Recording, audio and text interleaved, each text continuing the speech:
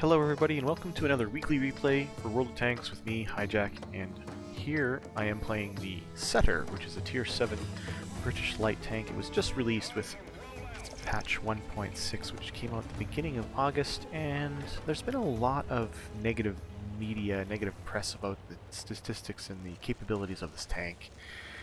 And once they announced it, I was eager to play it, because I've played pretty much every tank line in the British tech tree except for the turretless tank destroyers, and so I was eager to play it because it branches off the tier 6 Cromwell, which is one of my favorite tanks, and I thought I'd give it a shot even with all the negative press, knowing that it's not going to be a super great tank compared to some of the other ones in the game. But I did it anyways. I took the plunge, and I've played about 3 dozen matches in it at this point.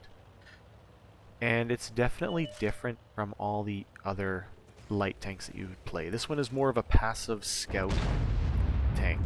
It doesn't have a great gun, it doesn't have great armor. Well, it doesn't have really great armor at all. It's a light tank. It doesn't have great mobility. But what it does have is decent mobility. What it has is decent vision range, which, like I said, it's not great. It's decent. The camo is probably the best thing about this tank, and the slow, small profile allows it to get into spots without getting spotted. As you can see, I've now pulled up to this spot, B7, on Airfield, in a tier 9 match, so I'm bottom tier. Tier 7 light on a tier 9 match, so a lot of the tanks are 2 tiers higher than me. And I'm just pulled over to this bush, and I'm going to passively spot, which is pretty much what I always do in this tank. You go active spotting on it, and you're just going to get obliterated. So passive spotting is where it's at. My view range is fairly good at this point in the game. As you can see, the green line and the white line are not perfect. The white line is your max view range, so I'm not quite there yet, but my crew's not great. But yeah, I've done, as you can see, quite a bit of spotting, and there's the enemy team's Setter just over there on B5, along with a Tur, which is in B6. Now, I was playing this match platooned with my friend Sputnik RSS, who is in his tier 7 P43 Tur Italian medium tank. And he's gone on the map, as you can see, over to H6, which is a decent spot, but he's dealing up with the UDES 16 on the enemy team, a tier 9 medium. So I don't know how it's going for him over there, but we'll check in with that later on. So here I am in this bush. I haven't been spotted at all yet. I have lit up the enemy P43 Tur and the enemy Setter, as well as a bunch of other tanks in the middle. Unfortunately, I've only earned 370 spotting assist damage from someone shooting the Tur twice. Off to a very slow start. Now you might be asking yourself why I haven't fired my gun yet. And the reason for that is if I fire my gun, I will most likely be spotted. So the longer I can remain undetected, the better. So there I've detected a enemy tier 9 French tank destroyer, the Foch, which is a very dangerous tank. And he's crossing wide in the open. I keep calling for attack, attack, you know. He's basically driving out in the middle of open field, so somebody shoot him. Please, somebody shoot him. I back up with the bush between me. I take a shot. Like I said, this gun isn't great. Did 126 damage to the Foch, and I quickly duck into this little alcove of rock. The Foch fires at me and gets taken out. I earned 539 damage assist for spotting him, thanks to my team. Right there. So that was a great maneuver there. So I've pulled back into the bush, knowing I've gone dark again. And now it's just sit and wait and see what's going on. I'm keeping my eye on that Setter and P43 because I know that they could easily push onto my position and I could become spotted. So I was keeping that K4 spotted for a little bit, and he's there. And now the enemy Tortoise has crossed over to the 8-9 line, and he's at 26 hit points. No one is really shooting him.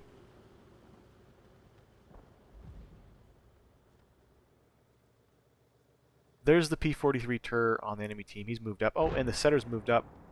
I know I'm going to get spotted, so I pop him for one shot back into my alcove, knowing that he has to come around the rock in order to get me. And he gets taken out by the UDES 16 on our team. So again, 375 more spotting assist, plus 131 damage. Now the Tur was also moving up, and he's just on the other side of this rock. He's keeping me lit, I'm keeping him lit. So I'm just going to sit here, because there's nothing I can do. And there we go.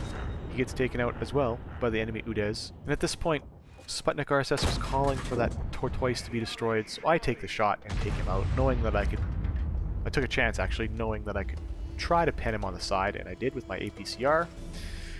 Here's a SU-152 who decided to drive in there and try to take me out, knowing I was spotted, but I managed to put a shot into him, taking him out after a bunch of other damage was done to him, leaving me on 1,830 spotting assist damage and 337 and 2 kills. Not bad for a bottom tier light tank, I must say, considering at this point I had only played about 24 games or so in this tank. Not great. My crew is trained, but not the best. They've only got 1 perk, so it's, you know, it's still a fairly new tank to me. I haven't really gotten my 100+ battles into it yet, so.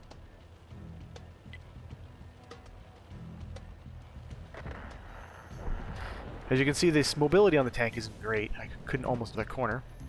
I spot the IS, take a shot at him. After he'd fired, taking him down to 312 hit points. The Sputnik RSS hits him for 124, so I get some spotting from that. He's down to 64 hit points. I wait for him to fire. I move out to take him out, and I get hit by the S51 of the team. But I still managed to scoot up there after repairing and take out the IS for 64 damage.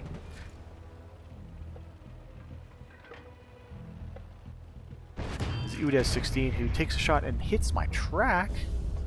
That was a close one. He could have killed me with that shot. So I pull back. Didn't realize I was still spotted. I pull back to wait to go dark again.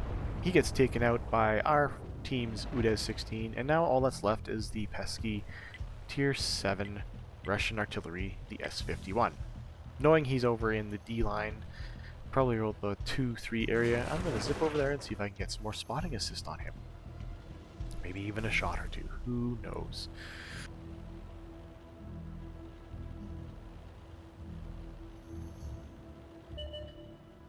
And lo and behold, there's the S51. I right click, so the auto lock, I take a shot, hit him for 126. And couldn't get the second shot because the reload on this gun is just a little long to make it super effective at doing its own damage. And there we have it. 1,954 spotting damage, 651 base damage. So in the end of the match, I got an Orlix medal, spotter for over 1,000 damage by spotting tanks, master gunner, and a mastery badge, 2nd class. Again, the accuracy on this gun is pretty good if you hold your shots. I fired 7, hit 7, penned 7, so that's pretty good, 100% accuracy. And a total profit of 176 credits due to the fact that I was using a bunch of premium rounds. So there you have it, folks, the setter, my opinions on it. I think it's an okay tank. It's not super great, but it's not super bad at the same point. Once you learn how to play it, it can do some marvelous things. Thanks again for watching this video this week, and I hope to see you again next week.